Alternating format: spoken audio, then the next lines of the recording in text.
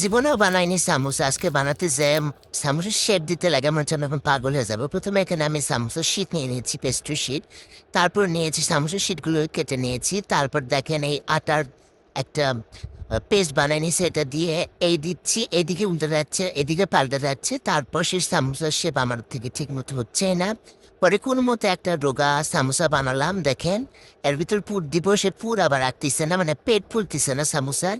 পরে লাস্টে আম্মুকে আমি বললাম যে আম্মু আমাদেরও সম্ভব নয় সামোসা বানানো, তুমি আমাকে বানায় দাও। দেখেন আমার এই রোগা সামোসা। তারপরে আম্মু আমাকে একটা প্রেগনেন্ট সামোসা বানিয়ে দিল। তারপর সবগুলো বানানো হয়ে গেল, একটু বোতলে ভেজে নিব আমি একদম। এটা দেখতে যেমনই হোক না কেন, খেতে কিন্তু খুবই মজা। আপনারা ট্রাই করে দেখবেন, এটা আপনারা সুজন করেও খেতে পারবেন আর যখন মন চাবে ভাজা খাবেন। আর দেখেন এরপর আমি গোল্ডেন ব্রাউন করে একটু বোতলে ভেজে নিব। দেখেন কি সুন্দর হয়েছে, আর এত মজা খাতে। আর দেখেন এটার সাউন্ডটা দেখেন, কি ক্রিস্পি সাউন্ড, কাচ কাচ করতেছে। ধন্যবাদ সবাইকে, রেসিপিটা বানিয়ে দেখবেন। আল্লাহ হাফেজ।